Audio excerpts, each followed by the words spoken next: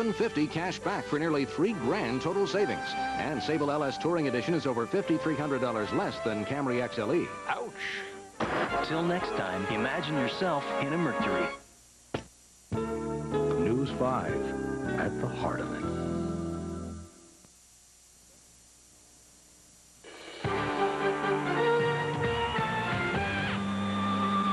Tonight, a tragic Easter for a CAZENOVIA family left homeless by an afternoon fire.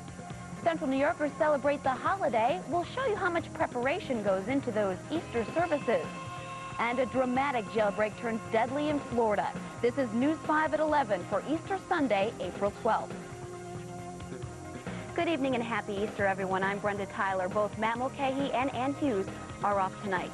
A gruesome discovery in Wayne County today. 2 children found a woman dead, wrapped in a curtain, laying in the ditch off the side of the road. It happened just after noon today on Van Slyke Road in the town of Sodus. Police say they don't know who the woman is or how she died. But here is what they do know. She's a black female between 20 and 40 years old, about 5 feet 8 inches tall, with slim build and short, straight black hair. She was also wearing several pieces of gold jewelry. If you can help, you're asked to call police at 946-9711. A CAZENOVIA family lost everything this afternoon when their fire gutted their home. Flames broke out at the O'Hara residence on Grassy Lane. 4 people were inside the home and escaped without injury. It took firefighters about 45 minutes to get the blaze under control because flames were shooting into the air when they arrived on the scene. When we got here, it was fully involved. Flames were shooting roughly 20 to 30 feet out of the roof. Fire investigators still don't know how the fire started. The O'Hara's home is a complete loss. Rome firefighters also had their hands full this Easter. Crews were called to the scene of a fire at 7181 Rome Oriskany Road. Firefighters managed to rescue a woman and her kittens from the house. Investigators say the blaze started when a downstairs dryer caught fire. Luckily, no one there was hurt. The Oswego State student who died in the massive fire in Oswego on Friday will be laid to rest this week.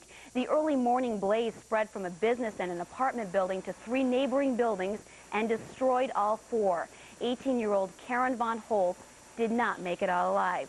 Calling hours are Monday at the Dane Cullinan Funeral Home in Oswego. Those calling hours are from 2 to 4 and from 7 to 9 p.m. Then on Tuesday at 11:30, there's a service at the funeral home and then another service at noon at St. Mary's Church. Burial is at Springbrook Cemetery in Fairhaven. In just a minute, Central New Yorkers celebrate Easter in church. You may be surprised just how much work goes into those Easter services. But first, meteorologist Bob Van Dillen joins us from the Weather Center now. Bob, it was a gorgeous day today. I hope there's more weather like that in our forecast. Well, Brenda, it was fantastic today, and I think the beautiful weather is going to last well into tomorrow. I mean, we had virtually cloudless skies all around. Our temperatures today warmer than yesterday. We got up to around 62 degrees, and tonight won't be as cold as last night either. That's the good news. Here's the current conditions outside now. Temperature is holding steady right now, 48 degrees. That should begin to fall rapidly pretty soon, down to pretty much in the mid-30s. Winds right now southeast at 5 miles per hour, and the barometer is holding steady at a level of 30.25 inches of mercury. Bottom line for tomorrow, better than today. 36 degrees when you wake up, not as cold as last night. 58 degrees by noontime, topping out near 70, probably 67 in downtown Syracuse. No clouds either. The clouds come in late tomorrow night, maybe some showers and thunderstorms on Tuesday, but tomorrow we squeak out another great day. I'll tell you all about it again in the 5cast in just a couple of minutes. We look forward to that. Thanks, Bob. Should be good. Well, most Central New Yorkers began the holiday with a trip to Easter services. Hundreds packed into the University United Methodist Church in Syracuse for this morning's Easter celebration.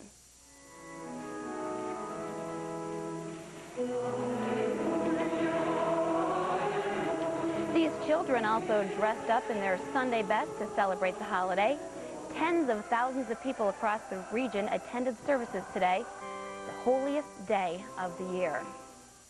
Well, those Easter celebrations are often longer than the ones you might attend on most Sundays. And just how much time and preparation are put into Easter services? News 5's Josh Mann visited the Cathedral of Immaculate Conception in Syracuse today to find out. The preparation started weeks ago, but the finishing touches were done Friday. Around the church, all the ornaments and statues are in a side room to be moved to the cathedral in time for Sunday.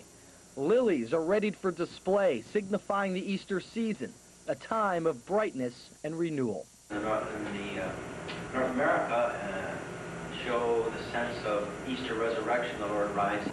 The only sign of modern technology is the machine washing the floor. The sound doesn't mix with the classical music and Gothic architecture, but it's necessary for the preparation of the church. Then, a silent Father Champlin meditates in a pew, thinking of Sunday's sermon.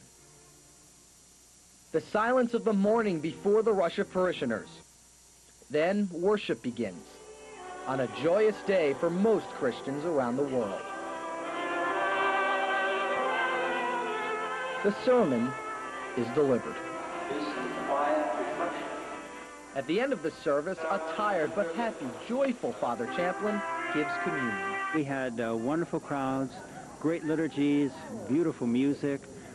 People are filled with the excitement, enthusiasm, and newness of Easter, so we share that. On Monday, there will be a return to the office for Father Champlin, renewed with the Easter spirit.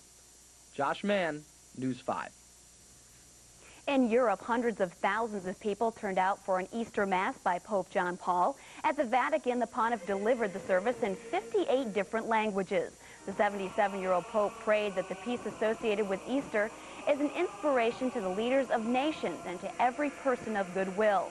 He made special mention of the Middle East and Jerusalem, where he said peace is at risk because of dangerous political decisions. Easter Sunday was no day of rest for those involved in the war over tobacco. On CBS's Face the Nation this morning, leaders of some of the nation's tobacco giants say they are officially out of negotiations now that the agreement reached last week has gone up in smoke. I think we've gone too far. We've ended up in a situation where we have a big government fix with big taxes that really doesn't work. The tobacco representatives made very clear today, their bottom line is economics. Our bottom line is public health. Negotiators say the government seems to be trying to push them out of business. Still ahead on News 5 tonight, a central New York restaurant provides an Easter gift for the community. Free dinner. We'll tell you how they pulled it off.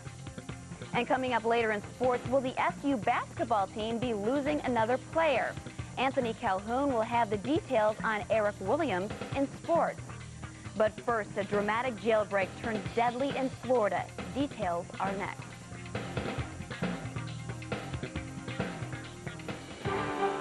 You're watching News 5 at 11 with Matt Mulcahy, Ann Hughes, meteorologist Bob Van Dillen with Bottom Line Weather, and Anthony Calhoun with sports.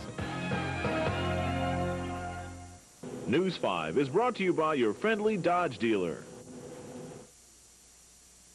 Here is an easy quiz. True or false? Dodge Caravan is America's best-selling minivan. Good. And right now, Grand Caravan comes with how much cash back? Very good. Now page 2. Check off which features come with this Caravan. Correct. Yet it's still America's lowest priced minivan at just, oh, very, very good. So please circle which minivan you want now. Excellent.